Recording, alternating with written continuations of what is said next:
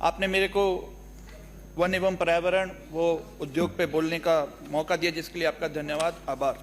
हमारी पीपलदा विधानसभा में पिछली गहलोत सरकार द्वारा कुछ प्रोजेक्ट स्वीकृत हुए थे, जिसमें कुछ समस्याएं आ रही है, जिसके लिए मैं आपके माध्यम से डबल इंजन की इस सरकार को अवगत करवाना चाहूँगा।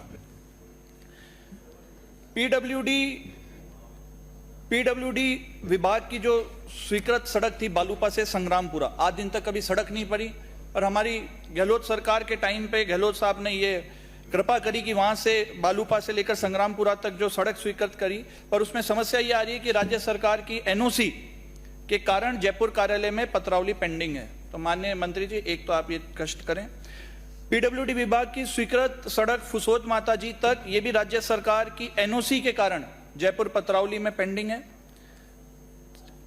पीडब्ल्यूडी विभाग की सड़क रोटेदा से मंडावरा 2 जिलों को जोड़ती है, कोटा वो बूंदी, इस तक नेशनल बोर्ड या नई दिल्ली में इसकी एनओसी मिलना शेष है, तो आप इसमें सहयोग करें। गोटड़ा में पुलिया निर्माण की पत्रावली वाइल्ड लाइफ बोर्ड नई दिल्ली में एनओसी हेतु पेंडिंग है। ये वही गोटड़ा की पुलिया है जो हमारी सरकार के दौरान इसमें हादसा हुआ था। लोग पुलिया न होने के कारण बोट से क्रॉस करते थे और बोट के ऊपर ट्रैक्टर भी चढ़ा देते थे, मोटरसाइकिल भी चढ़ा देते थे, सब चढ़ा के वो बोट पलट गई, बहुत लोगों की उसमें मृत्यु हुई।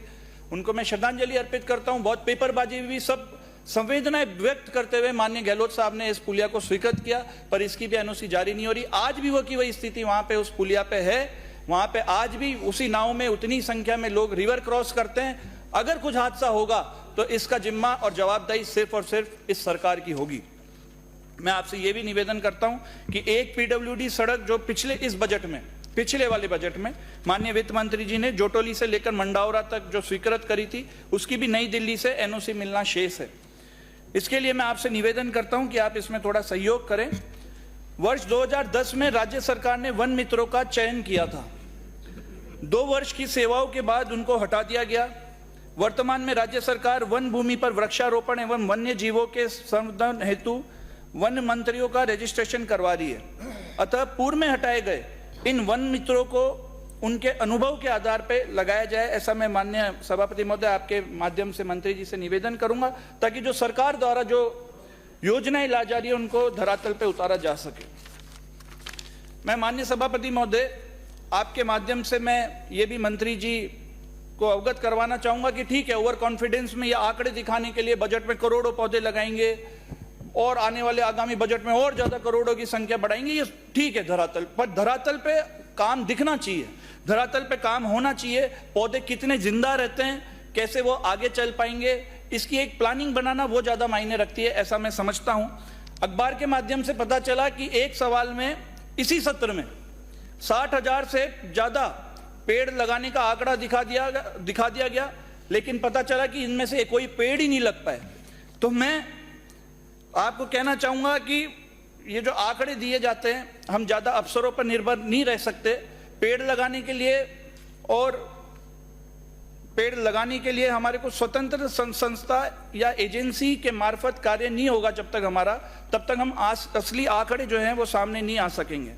मैं समझता हूं कि इंसान के ऊपर जब कोई अत्याचार होता है तो विभिन्न प्रकार से वो सड़क पे विरोध कर सकता है, सोशल मीडिया के माध्यम से विरोध हो सकता है, पर जब प्रकृति के ऊपर कोई किसी प्रकार का अत्याचार होता है, चाहे वो वन जीवों के ऊपर हो, वो पेड़ों के ऊपर हो, किसी भी प्रकार का हो, तो उसके लिए मां प्रकृति आदिवासियों को चुनती है, हम आदिवासियों को चुनती है और वन प्रेमियों को चुनती है। तो मैं ये आपको कहना चाहूंगा कि हमारे हाड़ौती विभाग में सबसे बड़ा अत्याचार जो ये सरकार करने जा रही थी, 1 लाख से भी ज्यादा पौधे 12 जिले के शाहबाद के अंदर 1 लाख से ज्यादा पौधे काटने की पूरी योजनाएं बना दी।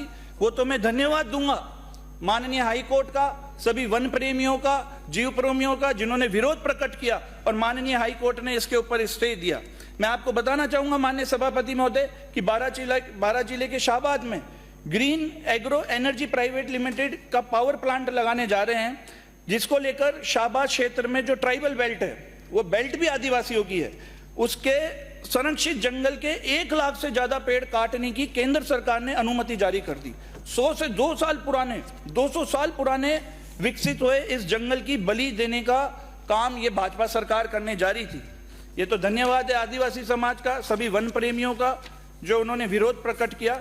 और ये सोचने का विषय है कि अगर इतनी ज्यादा संख्या में अगर पेड़ कटेंगे तो जानवर कहाँ जाएंगे, इतने बड़े बड़े पेड़ कब तक तैयार होंगे, ये सोचने का विषय है। और मैं ये भी कहना चाहूंगा आपके माध्यम से माननीय सभापति महोदय, माननीय मंत्री जी से भी, कि सत्ता का इनका इतना अहंकार भी ठीक नहीं है। इतने बड़े बड़े पेड़ कटने जा रहे हैं लाखों की संख्या में, और क्षेत्रीय जनप्रतिनिधियों से कोई चर्चा नहीं है। वहां के क्षेत्रीय विधायक जो बीजेपी के हैं, उनसे जब मीडिया पूछती है तो वो कहते हैं मेरे को तो पता ही नहीं है इस बारे में कि क्या योजना आने जा रही है।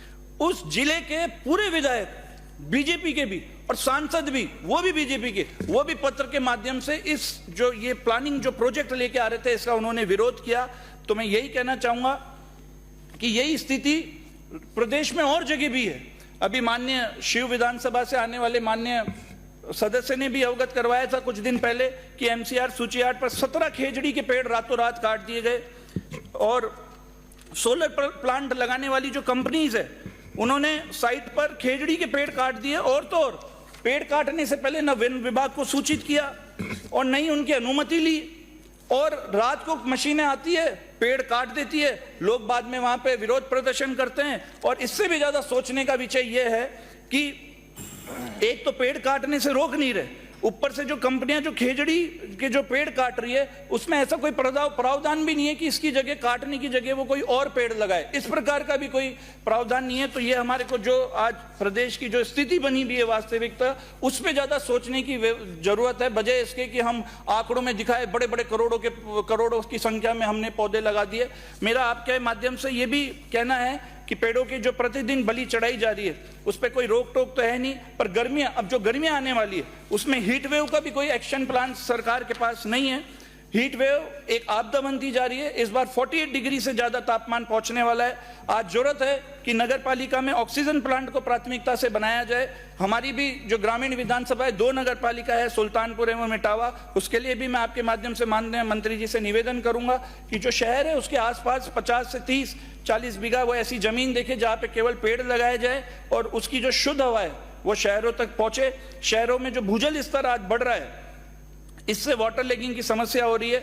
यहाँ पर सफेदे सहित कई प्रजाति के ऐसे पेड़ भी है जो पानी को सोखते हैं और पर्यावरण के लिए ठीक है, लेकिन शहरों में इनका सहान वृक्षारोपण नहीं हो रहा है। ऐसे में सुझाव रखता हूं मैं आपके माध्यम से माननीय सभापति महोदय। एक मैं आपके माध्यम से ये भी कहना चाहूंगा कि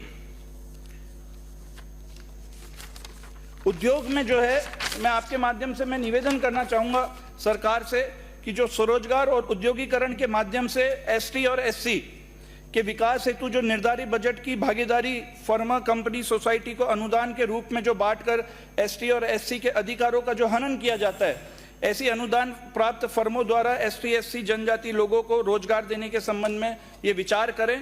आपने मेरे को बोलने का मौका दिया जिसके लिए मैं आपका बहुत बहुत धन्यवाद करता हूँ माननीय सभापति महोदय, बहुत बहुत धन्यवाद।